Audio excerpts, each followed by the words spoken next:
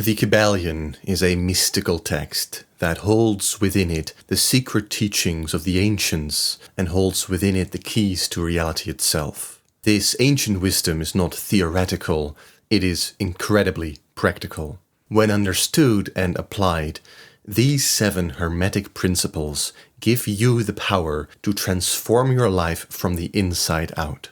These teachings reveal the hidden laws governing all creation.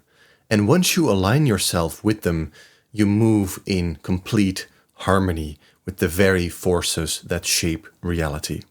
But what are these principles, and how can you use them to reshape your world? Let's begin. The first principle is that of mentalism. It states, the all is mind, the universe is mental. This is the foundation of everything. Reality is not made of matter, it is made of mind, of consciousness. Everything you experience is a projection of consciousness. What you hold in your own mind becomes your external world. Consider this very carefully. If everything is mind, then the world you see is not fixed or independent. It is reflective. Your experiences mirror your assumptions, your beliefs, and the concepts you hold to be true. This echoes a profound truth found in Scripture. As a man thinketh in his heart, so is he, as Proverbs tells us. This verse is not speaking of fleeting thoughts. It speaks of the inner state you abide in, the feeling, the conviction, the knowing, the imaginal activity you return to again and again. To change your reality, you must change your mind. Not through effort or struggle, but by assuming the feeling of your desired state as though it were already so. Reality cannot resist this law. As within, so without. So what are you assuming? What unseen mental images do you carry with you daily? The universe is not responding to your words, it is responding to the mental state you live in. This principle invites you to take full responsibility. You are not a victim of circumstances. You are the operant power. Everything begins in consciousness. By assuming a new state of being, you call forth a new world. The second principle is correspondence. As above, so below, as below, so above. This reveals the interconnected nature of all things. The microcosm reflects the macrocosm, and the outer world reflects the inner. The pattern of the cosmos is mirrored within you. To understand one is to understand the other. What does this mean for your life? It means that the changes you seek do not come from the external world. They arise from the unseen realm within you. By adjusting your inner state, you automatically begin to shift your outer reality. In the Gospel of Luke, it is written, "The kingdom of God is within you." This kingdom, the creative power, resides in consciousness, in mind.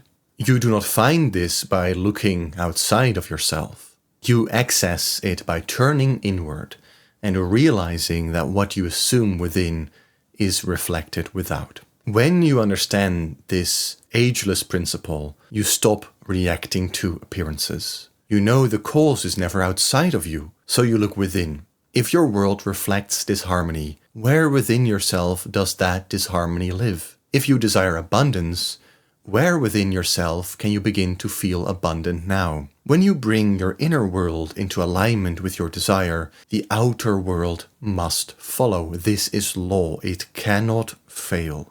The third principle is vibration. Nothing rests. Everything moves. Everything vibrates.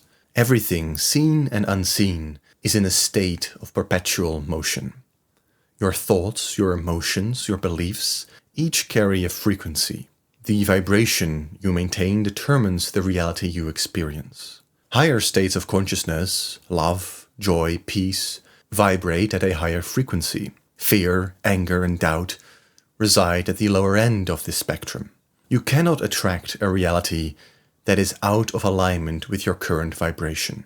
This principle explains why inner work is so crucial. When you cultivate the feeling of already having your desire, you raise your vibration to match it. The external world, by law, must conform. When you allow yourself to dwell in the feeling of your fulfilled desire, you set forces in motion to reshape the world around you. Feel now what you would feel if your wish were already fulfilled. This is not daydreaming, this is causation. Your work is to maintain the vibration of what you wish to experience. Dwell in that state consistently, and you will call forth the corresponding reality. The fourth principle is polarity. Everything is dual, everything has poles, everything has its pair of opposites. Life is not made of separate forces, but of one force expressing as opposites: light and darkness, joy and sorrow, expansion and contraction. They are not enemies. They are two expressions of the same principle. Here lies the key. By understanding polarity, you gain the power to shift from one state to another. If you find yourself in a lower state, you do not resist it. You rise above it by focusing on its opposite. Consider the words of Isaiah. I form the light and create darkness. I make peace and create evil. I, the Lord, do all these things. The same power that brings joy brings sorrow, but you choose where to abide. When you find yourself dwelling in limitation, do not fight it. Shift your attention to the state you desire. Light does not battle darkness. It simply replaces it. By dwelling on what you do want, the unwanted dissolves. The fifth principle is rhythm. Everything flows out and in. Everything has its tides. There is a natural ebb and flow to life. Success and rest. Growth and retreat. These cycles are not random. They are lawful. When you begin to understand this, you are no longer disturbed by temporary appearances. When faced with a difficult season, know that it will pass. And when you are in a season of ease, honor and enjoy it. Do not cling or resist. Move with this rhythm. As Ecclesiastes states, to everything there is a season, and a time to every purpose under the heaven. Understanding rhythm allows you to remain centered. If you face adversity, know that a period of ease must follow. This is not superstition. It is the rhythm of creation itself. The sixth principle is cause and effect. Every cause has its effect. Every effect has its cause. Change the cause, the inner world, and the effect must change. You are always the cause. By assuming the feeling of your wish fulfilled, you set unseen forces into motion that must produce the corresponding effect. Nothing happens by chance. Every effect you witness, whether it be wealth or poverty, health or illness, joy or sorrow, is the result of an unseen cause. This cause is always internal. It begins in the realm of thought and imagination. When you truly grasp this, you stop blaming external conditions. You stop attributing success to luck or misfortune. Instead, you take full responsibility for the reality you experience. What you hold in consciousness, persistently and without wavering, must manifest in your outer world. This is not theory, it is law. There is no such thing as luck. Everything you experience has been set in motion by this assumption you carry. Galatians echoes this truth. Be not deceived, God is not mocked. For whatsoever a man soweth, that shall he also reap. This is not a moral command. It is an unchanging law of consciousness. You are always sowing through your thoughts and emotions, and you are always reaping the corresponding conditions. If you wish to change that harvest, you must first change the seed, your inner dialogue, your assumptions, your imaginings. This principle reveals a secret. You're not reacting to life, you are creating it. Every thought, whether conscious or unconscious, is a cause that sets an effect into motion. Nothing is accidental. What you accept as true shapes your world.